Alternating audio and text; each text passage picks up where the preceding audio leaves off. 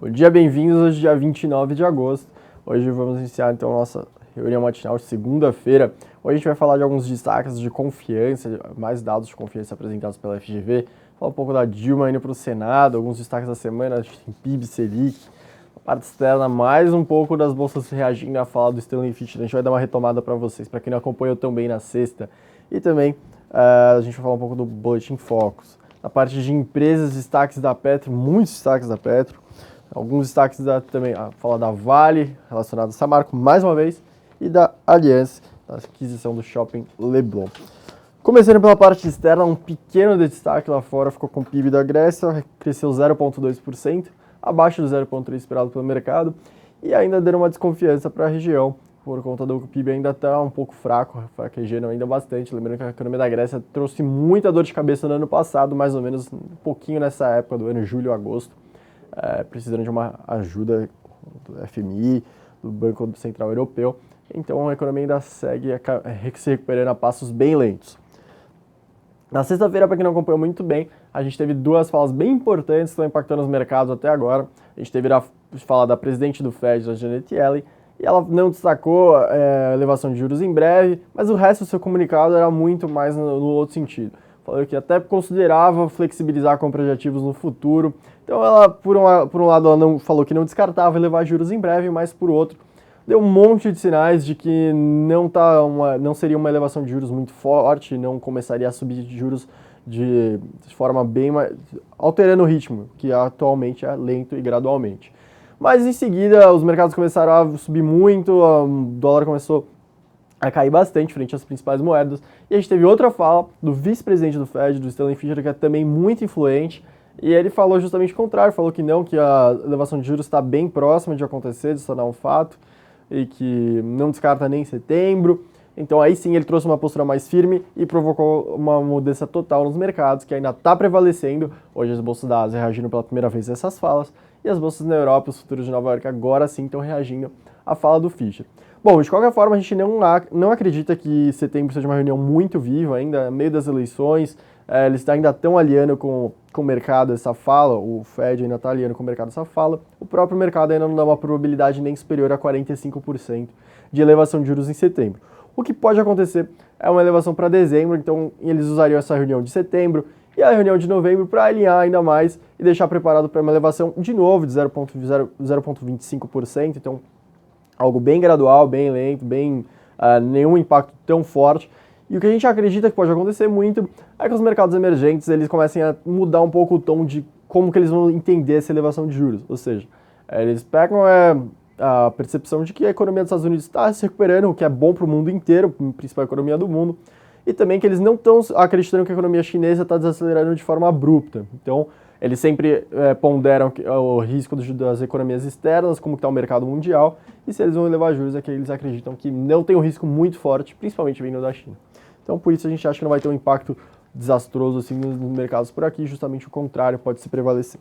Passando então rapidamente para a parte doméstica, o Boletim Focus trouxe uma inflação avançando de novo, tanto para 2016 quanto para 2017, também reagindo por conta do IPCA 15 da semana passada. Então, para 2016 subiu de 7,31 para 7,34. Lembrando que há um mês atrás estava em 7,21, mudou bastante a percepção com isso. A gente também teve o PIB recuando um pouquinho, então em vez de queda de 3,20 para 3,16, e também subindo para 2018. De destaques da manhã a gente teve dois dados de confiança. Confiança de serviço subiu 2,8 pontos, com o componente sendo a situação atual avançando 0,2 e de expectativas 5,7. Já está a distância entre o componente de situação atual e de expectativas em torno de 16 pontos. O que faz com que os coordenadores da pesquisa fiquem um pouco mais preocupados com essa sustentação dessa elevação do indicador de confiança. Eles acham que o componente de situação atual precisa reagir para que esse indicador continue subindo. Na parte da indústria, uma queda um pouco de surpresa, porque a preliminar tinha apontado alta, mas a FGV mostrou uma queda de 1 ponto na confiança da indústria, sendo que o componente de expectativas caiu 1,7 e o de situação atual permaneceu estável. Então, mais um pouco de apreensão se depois de 5 altas consecutivas na confiança da indústria, uma pequena estabilizada, digamos assim.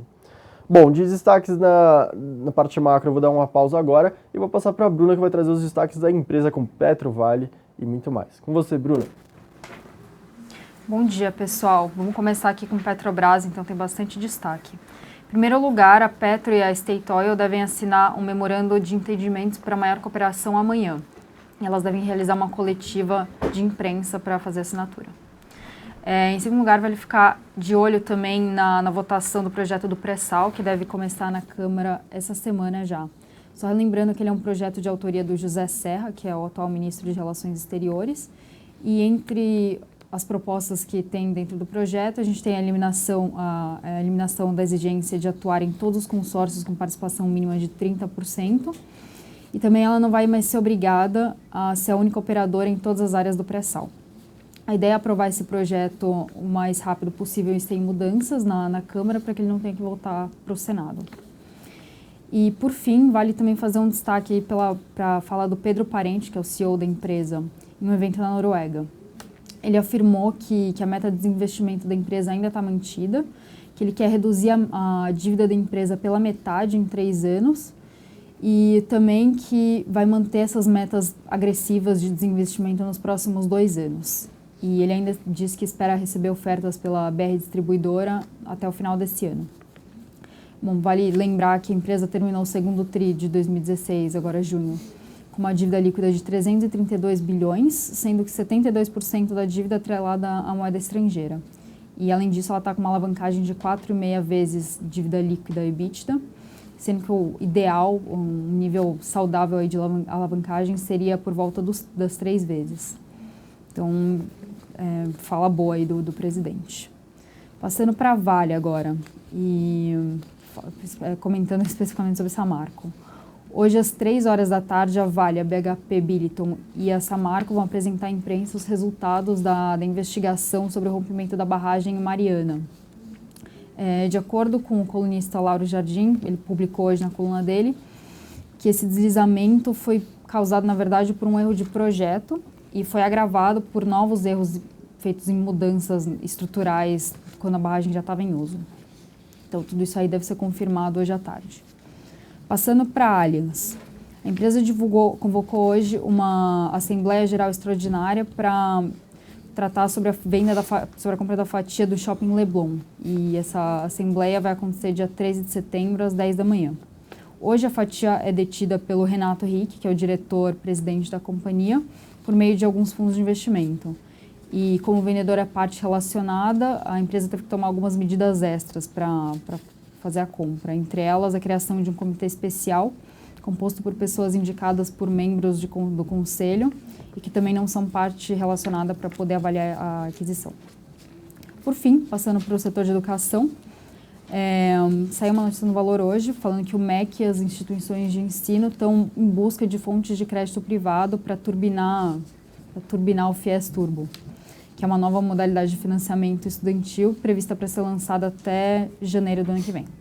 Bom, entre as opções que eles analisam, a gente tem o uso de recursos do FGTS, contratação de um empréstimo consignado para amortizar o financiamento estudantil, criação de letras de crédito estudantil e também a redução do compulsório para os bancos que concederem crédito universitário. Bom, por hoje é só, pessoal. Bom dia aí para vocês. Muito obrigado, Bruna. Comentando agora a parte do fluxo. Os locais terminaram sexta-feira o dia net vendedores em cerca de 34 milhões, aqui na venda para JBS, BB Seguridade, VEG e Letmeia. As duas prontas para Cielo, Itaú, Equatorial, Vale e BR Foods.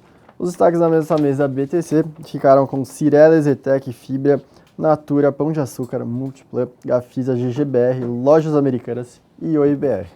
Bom, de destaques na semana na parte macro, a gente aponta para vocês ficarem bem atentos. Obviamente, o discurso da Dilma que já começou no Senado.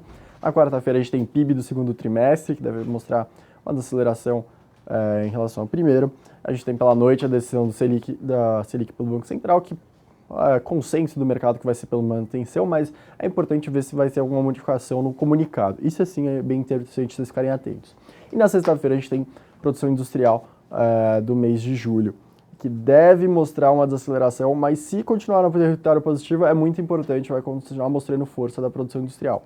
Na parte externa, até sexta-feira também, relatório de emprego dos Estados Unidos. Depois da fala do Fischer, se o relatório de emprego der uma fraquejada, com certeza o que está acontecendo hoje no mercado vai estar na direção oposta. Vou ficando por aqui, a gente se encontra amanhã aqui na reunião matinal. Até mais!